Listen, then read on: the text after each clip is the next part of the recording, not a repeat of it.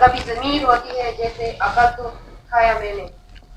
اچھا جی، فاعل کے حوالے سے پہلا قاعدہ یہ تو ویسے کل ہم پڑھ بھی چکے تھے کہ فاعل اسم ظاہر بھی ہو سکتا ہے.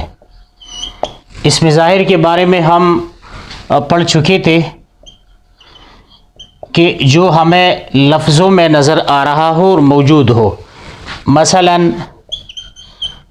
کتب زید. اب اس میں دیکھیے کتب یہ فعل ہے اور یہ اس کے لیے فاعل ہے اور یہ لفظوں میں ظاہری طور پر ہمیں نظر آ رہا ہے اور اس میں ظاہر ہے، کیونکہ اسم کی تقسیم میں ہم پڑھ چکے تھے کہ اسم کی دو قسمیں ہیں، اسم ظاہر اور اسم ضمیر، اور ضمیر کی بھی تعریف کر چکے تھے کہ اسم ضمیر سے کیا مراد ہے اور اس کی اقسام.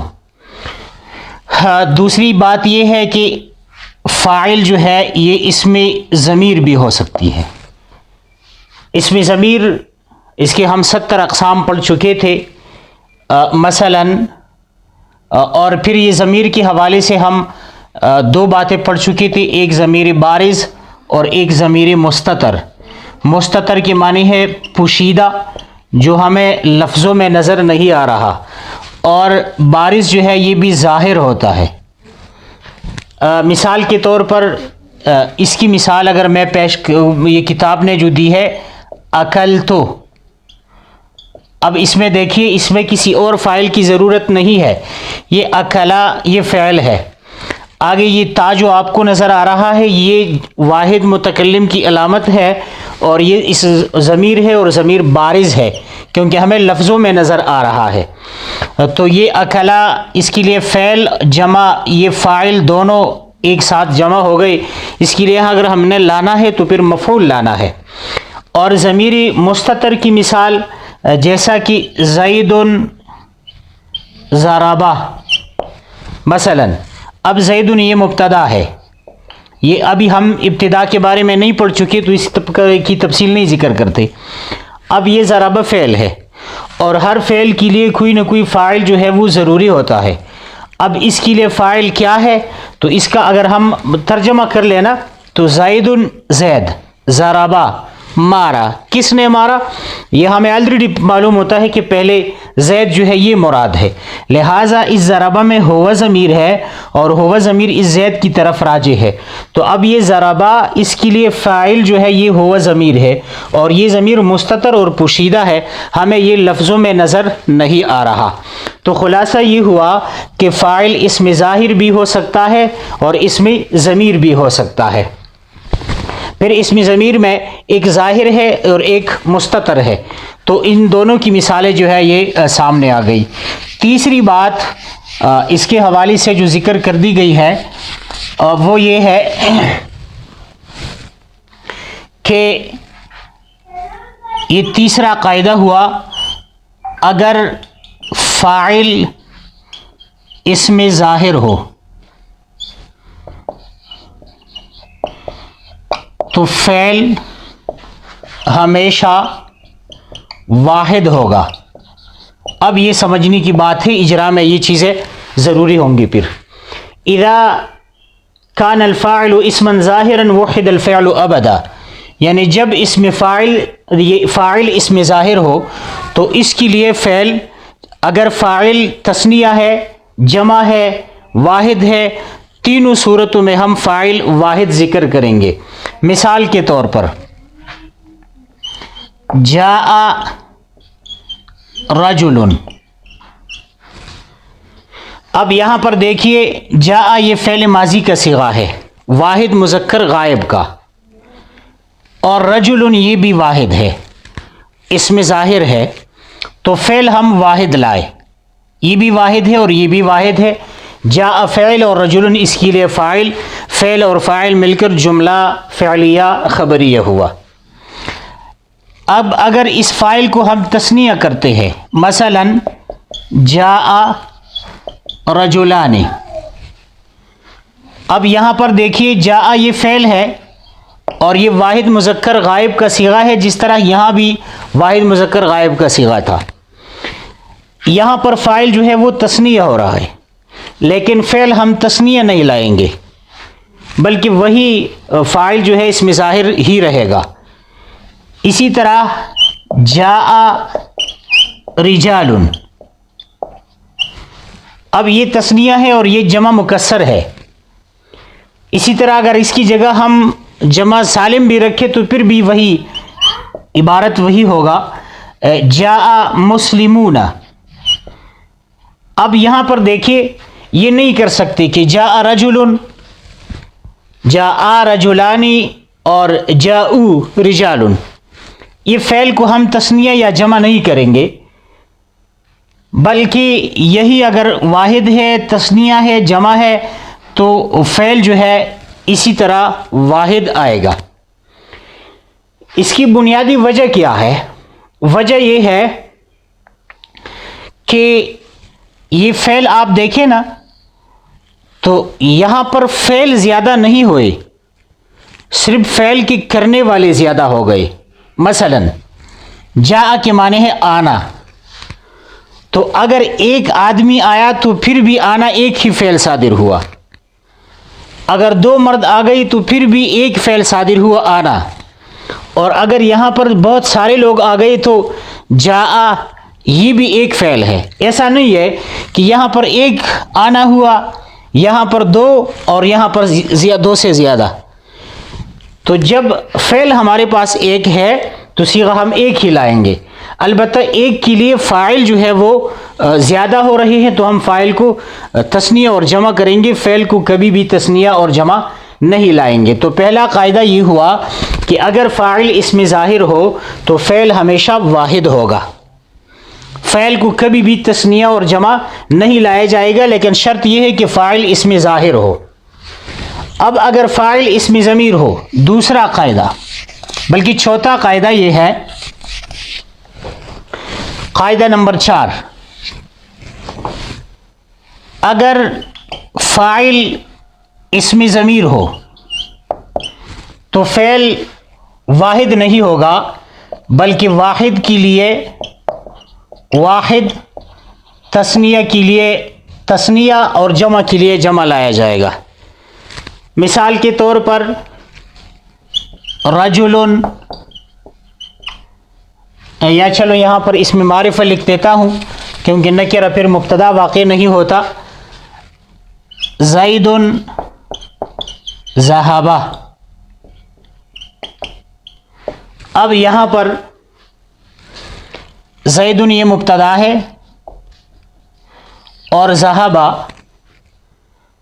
یہ فعل ہے. اب اس میں ضمیر ہوا جو ہے وہ مستتر ہے، تو واحد کے لیے چونکہ زید واحد ہے اس لیے ذہب فعل بھی واحد لائیں گے. اگر اس زید کو ہم نے تثنیہ کر دیا، مثلا الزیدان،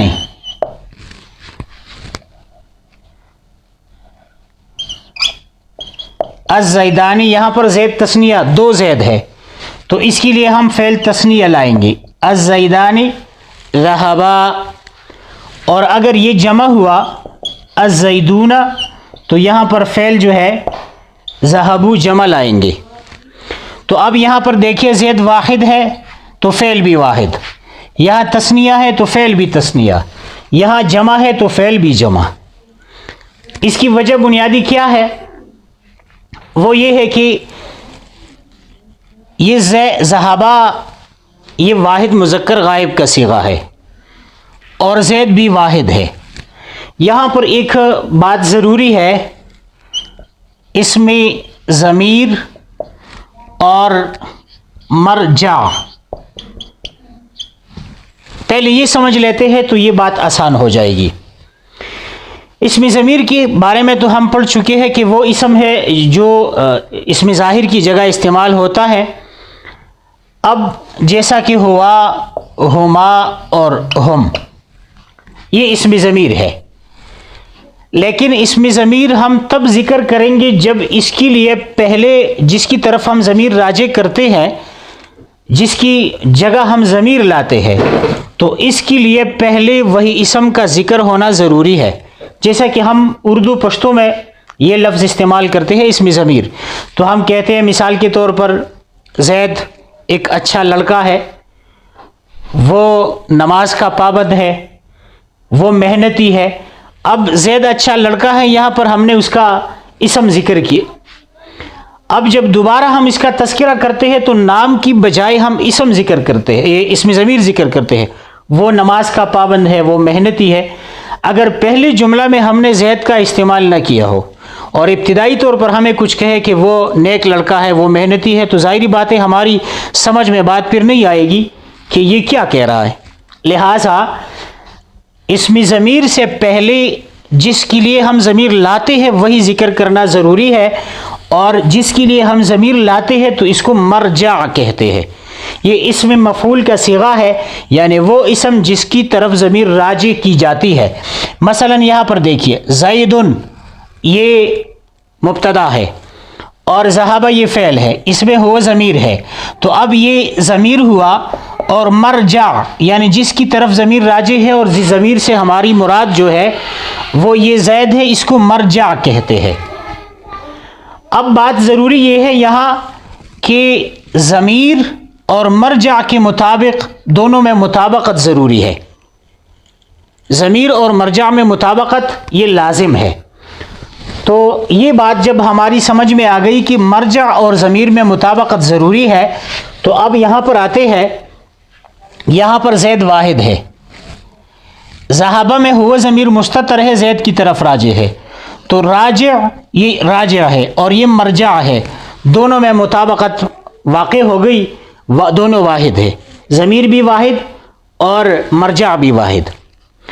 یہاں پر دیکھیے تثنیہ ہے، تو اس کے لیے ہم نے ذہابہ، اس میں ہما ضمیر جو ہے یہ مستتر ہے، لہٰذا یہاں پر الزیدانی اور ہما یہ بھی تثنیہ ہے اور یہ بھی تثنیہ ہے، دونوں میں مطابقت پائی گئی، یہ جملہ بھی درست ہوا. الزیدون یہ جمع ہے اور ذہبو میں ہم ضمیر ہے، ہم بھی جمع اور الزیدون بھی جمع، تو لہٰذا ان دونوں کے درمیان جو ہے مطابقت پائی گئی، یہ جملہ پھر درست ہے. شاید آپ کے ذہن میں ایک سوال پیدا ہو، اور وہ یہ کہ یہاں پر دیکھیے فعل واحد ہے، یہاں پر تثنیہ ہے اور یہاں پر جمع ہے. اگر آپ کو یاد ہو تو اسم کی علامات میں ہم یہ پڑھ چکے ہیں کہ اسم کی علامت ہے تثنیہ ہونا اور جمع ہونا. یہاں پر اگر دیکھیں تو یہ تثنیہ اور جمع تو فعل میں بھی آ رہا ہے، ذہابہ جمع ہے اور ذہبو جو ہے یہ مفرد ہے. تو جب یہاں پر آ رہا ہے اور علامت تو اس کو کہتے ہیں کہ جہاں پر پایا جائے تو کسی اور میں نہ پایا جائے. علامت تو اس لیے ہوتی ہے کہ وہ ایک چیز کو دوسری سے ممیز اور الگ کر دے. اب اگر یہی علامت ہر جگہ موجود ہو، مثال کے طور پر پاکستانی شناختی کارڈ ہے، اگر وہ مصر کی اور برطانیہ اور لندن یا جو بھی لوگ ہو ان کے پاس یہی نیشنلٹی ہو، تو پھر وہ پاکستانی تو نہیں بنا. تو یہاں پر علامت جو ہے یہ ایک چیز میں پایا جانا ضروری ہے. تو جب اسم کی علامت ہے تو یہاں پر فعل میں یہ علامت کیوں پائی جاتی ہے؟ تو دراصل یہاں پر جو ہمیں تثنیہ اور جمع نظر آ رہا ہے نا، تو یہ فعل ہمیں تثنیہ اور جمع نظر نہیں آ رہا، یہ فاعل کے اعتبار سے ہے. یہاں پر فاعل جمع اور تثنیہ ہے، فعل جمع نہیں ہے. یہاں پر ہم معنی کیا کرتے ہیں؟ یہ معنی کرتے ہیں کہ الزیدان ذہبا، دو زید چلے گئے. یہاں پر 3 یا 3 سے زائد زید جو ہے وہ چلے گئے. اب یہاں پر یہ معنی ہم نہیں کرتے کہ الزیدان 2 زید ذہبا 2 مرتبہ چلے گئے یا 2 قسم کے چلے گئے. یہاں پر ہم تثنیہ کا معنی فعل کے اعتبار سے نہیں کرتے بلکہ فاعل کے اعتبار سے کرتے ہیں. تو یہاں جو ظاہری طور پر ہمیں تثنیہ اور جمع نظر آ رہا ہے یہ فاعل کی علامت ہے، فاعل کے حوالے سے جمع ہے، فعل جمع نہیں ہے. تو یہ دوسرا قاعدہ ہوا کہ اگر اس میں فاعل جو ہے، فاعل یہ اسم ضمیر ہو، چوتھا قاعدہ ہے، تو فعل جو ہے واحد کے لیے واحد، تثنیہ کے لیے تثنیہ اور جمع کے لیے جمع لایا جائے گا. جی یہاں تک کسی کا کوئی اشکال ہے؟